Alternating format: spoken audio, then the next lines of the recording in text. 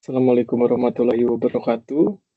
Pada kesempatan ini saya akan mempresentasikan makalah ujian akhir mata kuliah Cyber Security Management dengan judul Manajemen Keamanan Cyber untuk Organisasi Modern.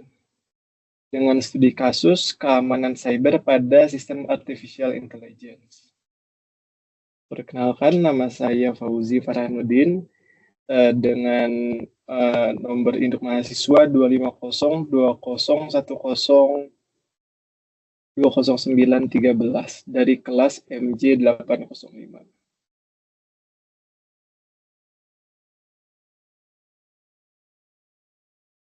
Agenda presentasi ini akan saya bagi menjadi 8 bagian utama, mulai dari konsep dasar dan tren ancaman cyber, elemen cyber security management, teknologi keamanan jaringan dan data, risiko dan governance, aspek legal dan standar internasional, studi kasus keamanan cyber pada AI, desain model dan simulasi implementasi, hingga kesimpulan dan rekomendasi.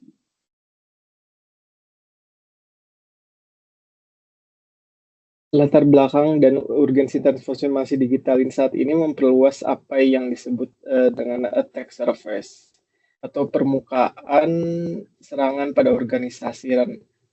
Ransomware dan serangan rantai pasok terus meningkat secara global. Di sisi lain, adopsi artificial intelligence menambah dimensi resiko baru, karena AI bisa menjadi alat pertahanan sekaligus menjadi target serangan itu sendiri. Regulasi seperti UU PDP dan GDPR juga menuntut organisasi untuk melakukan tata kelola data yang lebih ketat. Oleh karena itu, cyber security management hadir sebagai pendekatan manajerial yang mengintegrasikan teknologi, kebijakan, governance, dan juga manajemen risiko.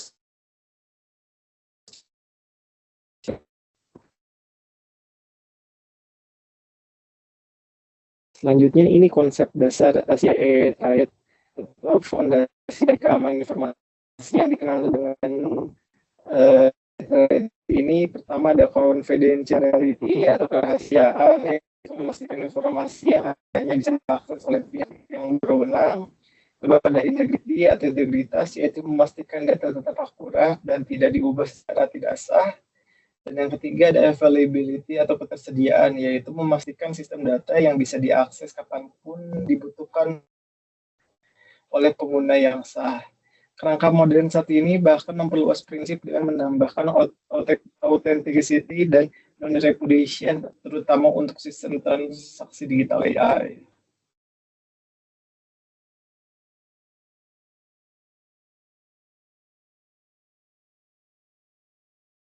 Nah, lalu selanjutnya ada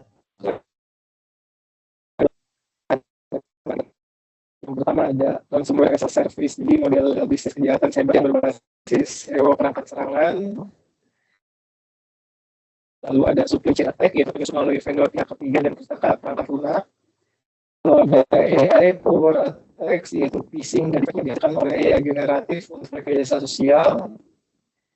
Dan juga serangan pada sistem AI, yaitu data personing, sosial, dan communication.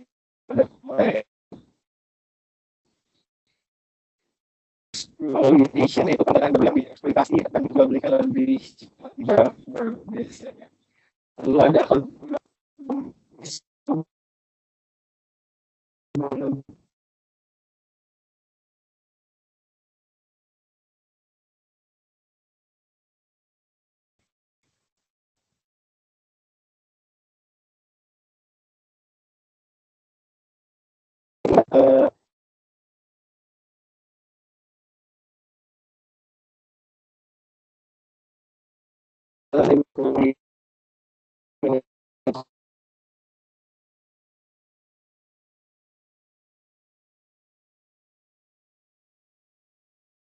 full inskripsi, IAM deteksi ancaman, awareness, ada edukasi dan budaya yang sadar keamanan bagi seluruh organisasi. Ada juga insiden response, yaitu deteksi, respon, dan pemulihan cepat pasca insiden.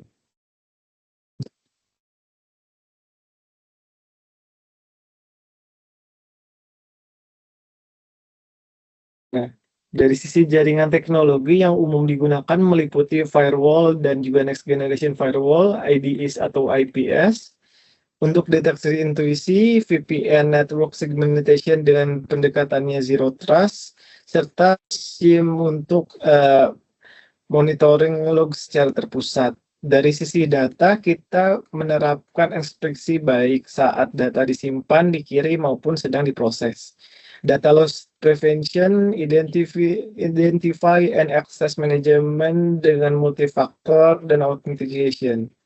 Strategi backup 321 serta endpoint detection dan response. Semua kontrol ini diterapkan secara berlapis atau yang disebut defense in depth, sehingga jika satu lapisan gagal, lapisan lain tetap bisa menahan serangan. Nah, ini ada klasifikasi informasi strategi dan doktrin privasi. Ini penting untuk menentukan tingkat pelindungan atau yang sesuai.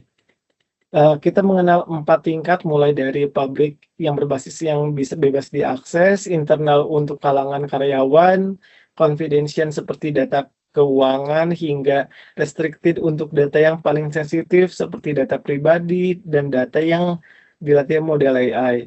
Strategi privasi yang diterapkan meliputi data minimization, purpose limitation, anonymization, consent management, hingga pemenuhan hak-hak subjek data.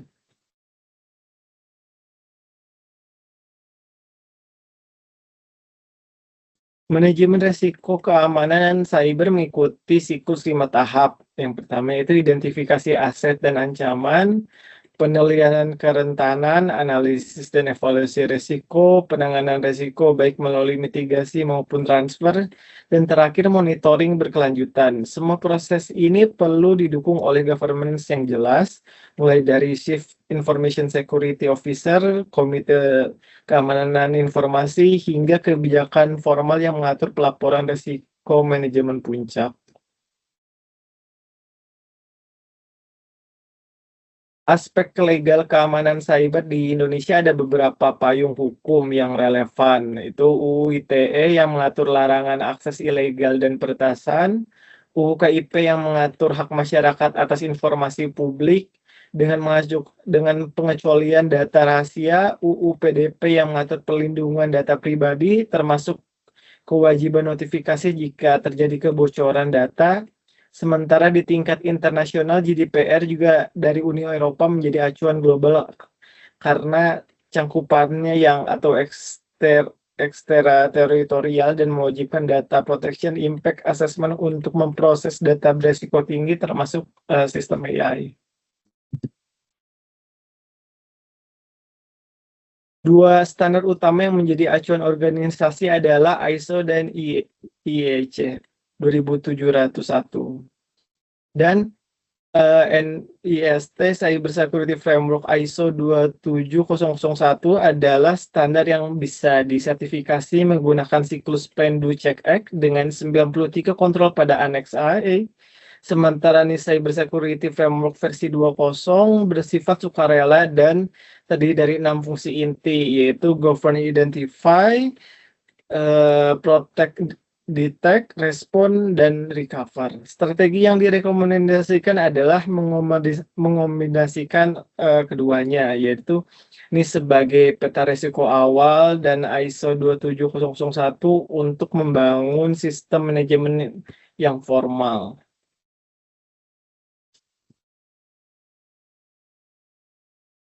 Selanjutnya saya akan masuk ke bagian studi kasus, yaitu keamanan cyber pada artificial intelligence.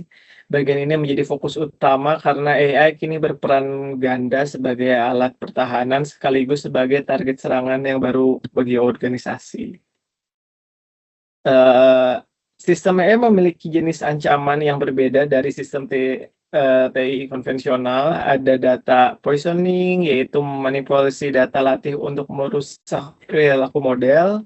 Ada juga adversarial attack, yaitu memanipulasi input secara halus agar model salah klasifikasi. Ada juga model extraction, yaitu upaya yang menyalin model melalui query berulang, ada prompt injection yaitu menyiapkan instruksi berbahaya untuk membajak perilaku chatbot atau LLM, dan ada juga membership interference dan resiko rantai pasok dari model pre-train pihak ketiga yang memungkinkan mengandung backdoor tersembunyi. Untuk mengidentifikasi ancaman yang secara sistematis, saya menggunakan kerangka Stride untuk diadaptasi untuk sistem AI. Spoofing terkait penerimaan identitas untuk mengakses model, tempering terkait memanipulasi data latih, repudiation terkait penyangkalan atas permintaan yang berbahaya, information disclosure terkait kebocoran data melalui model inversion, denial of service terkait serangan volumetrik pada endpoint, dan elevation of privilege terkait prompt injection yang memaksa sistem menjalankan fungsi di luar kewenangannya. Setelah ancaman diidentifikasi, saya melakukan pemetaan risiko yang menggunakan matriks likelihood dan impact. Hasilnya 3 risiko dengan skor tertinggi dan berprioritas tinggi adalah prompt injection pada chatbot dengan skor 16. Kebocoran data pelanggan mulai log sebesar skor 12 dan data positioning pada data latih dengan skor 10, dan yang ketiga adalah risiko menjadi prioritas utama dalam alokasi sumber daya mitigasi.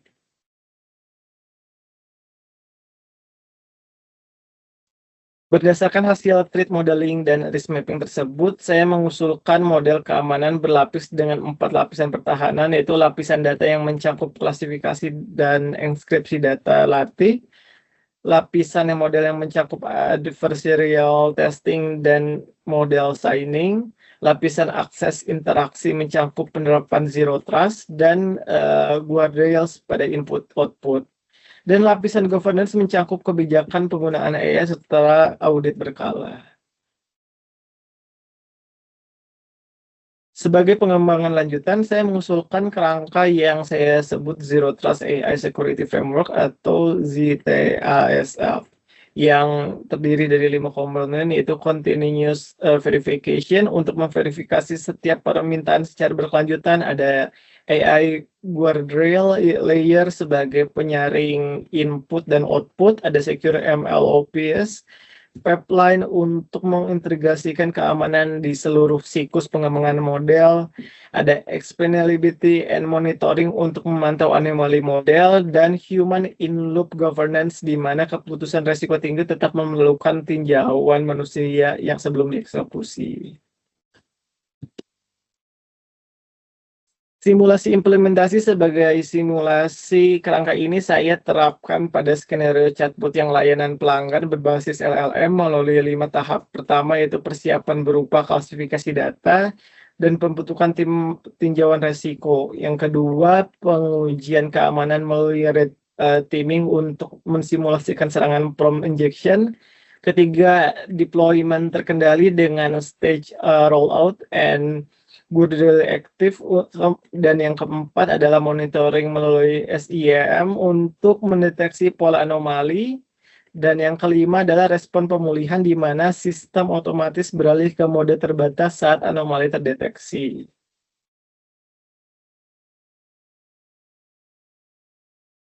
Jadi ini kesimpulan dan rekomendasi. Jadi sebagai kesimpulan, cyber security management adalah pendekatan yang mengintegrasikan teknologi, kebijakan, governance, dan manajemen risiko berdasarkan prinsip CIA Triad. Ancaman cyber terus berevolusi, termasuk ancaman baru yang menyasar sistem AI, termasuk untuk yang ISO 27001 dan ini Cyber Security Framework saling melengkapi sebagai acuan strategi keamanan. Dan threat modeling serta risk mapping terbukti efektif untuk memprioritaskan mitigasi risiko pada sistem AI. Sebagai rekomendasi, organisasi perlu mengintegrasikan AI risk assessment ke proses manajemen risiko yang sudah ada, menyusun kebijakan penggunaan AI yang jelas, meningkatkan pelatihan keamanan cyber berbasis AI, bagi sumber daya manusia serta terus mengembangkan materi kuantitatif untuk mengukur efektivitas sebuah rel secara berkelanjutan.